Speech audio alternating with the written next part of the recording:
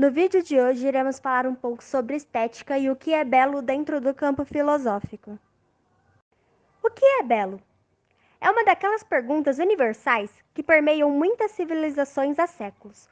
Porém, sempre há um ponto de partida crucial, a etimologia da palavra, e como ao longo dos tempos ela veio se metamorfoseando no entendimento e na narrativa da história, neste caso, da filosofia, da estética e, por que não, da moda. No caso da etimologia, a palavra belo vem do latim bellus, que significa lindo, bonito, encantador. Muito usado na época clássica apenas para mulheres e crianças, enquanto para os homens tinha sentido pejorativo e um ar apolíneo, de Apolo, o deus da beleza e da guerra. Neste sentido, o termo pode vir também do indo-europeu do iai, e ter uma relação muito próxima com bônus, de bom, e bene, de bem. Já falamos então da origem, mas e quanto ao conceito de belo e suas aplicações no campo da moda? Já como as palavras beleza, estética, harmonia, proporção, equilíbrio, entre outras, são vocabulário permanente no discurso e trabalho de profissionais da indústria da moda, o dicionário Wills da língua portuguesa define o belo como algo que tem forma ou aparência agradável, perfeita e harmoniosa, que desperta sentimentos de admiração, de grandeza, de nobreza, de prazer, de perfeição. Neste sentido, o escritor italiano Umberto Eco também aborda o conceito de belo. Em seu livro História da Beleza, ele observa que o belo, junto com gracioso, bonito ou sublime, maravilhoso, soberbo e expressões similares, é um adjetivo que usamos frequentemente para indicar algo que nos agrada. Parece que, nesse sentido, aquilo que é belo é igual àquilo que é bom, e de fato, em diversas épocas históricas, criou-se um laço estreito entre o belo e o bom. Esta indagação ensaística sobre o belo ao longo da história nos convida para uma viagem para além do entendimento entre beleza e bondade, como idealização de uma perfeição estética, mas sim para caminhos para entendermos como o belo é importante nas relações artísticas, sociais, políticas e inclusive religiosas e espirituais.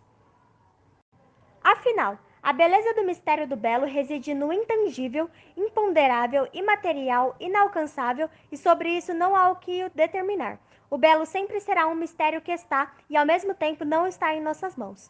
Sendo assim, de uma coisa sim podemos ter alguma certeza. Sempre poderemos usar nossa noção de belo-beleza como ponto de partida para a criação artística, e sobretudo nos campos da moda e do design de roupas. Ele é um suporte infinito a serviço da criatividade, da pesquisa e da produção.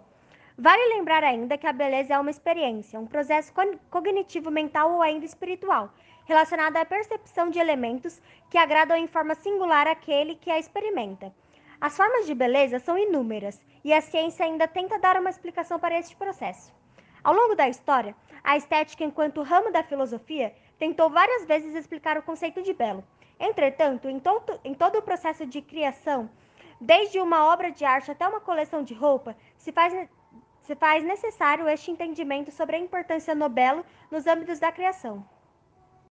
Para Platão, filósofo grego do século V a.C., o belo está ligado a uma essência universal e não depende de quem observa, pois está contido no próprio objeto na criação. Platão acreditava ainda que tudo o que existe no mundo sensível é apenas uma cópia do que está no mundo inteligível.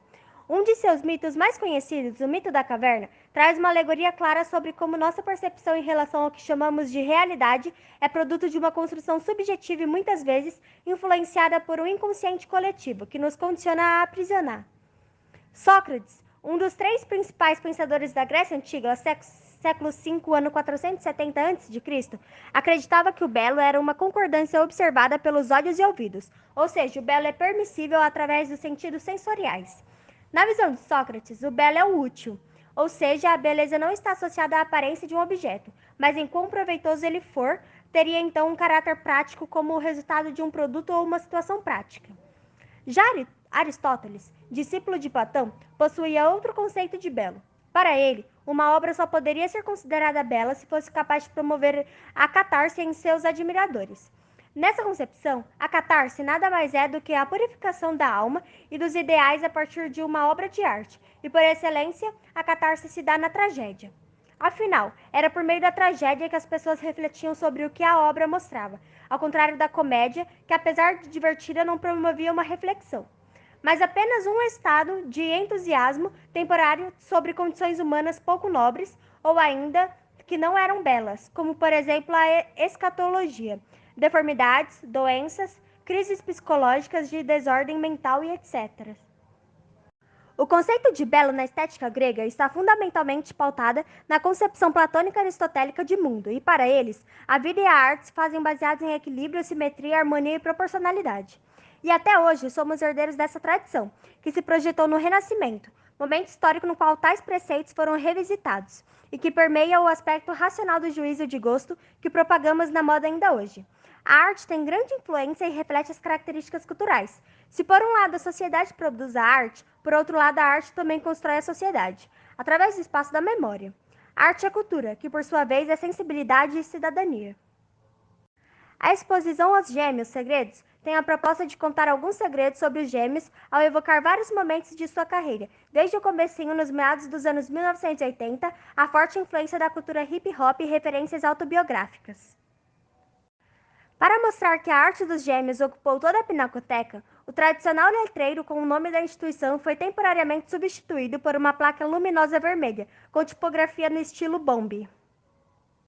Um dos destaques da mostra é o Piano, 2019, que foi exposta pela primeira vez em um concerto feito pela dupla com um grupo de dança Flying Steps no Museu de Arte Contemporânea Burger Bahnhof, na Alemanha. A obra é composta por uma escultura de um b-boy em um passo de dança conhecido como moinho de vento. Essa figura é instalada sob o tampo de um piano, revelando o contraste do instrumento clássico com o movimento hip hop. Ainda podemos conferir desenhos feitos pelos artistas na infância que estão colados nas paredes de uma das salas da Pinacoteca, como lambe-lambes, a miniatura de um vagão de trem, típico do metrô nova-iorquino dos anos 70, que os artistas cobriram com seus grafites e fotografias de artes feitas nas ruas de várias cidades do mundo. Por aqui finalizamos o vídeo de hoje falando um pouquinho sobre estética e o que é belo no campo filosófico. Espero que tenham gostado e até o próximo vídeo.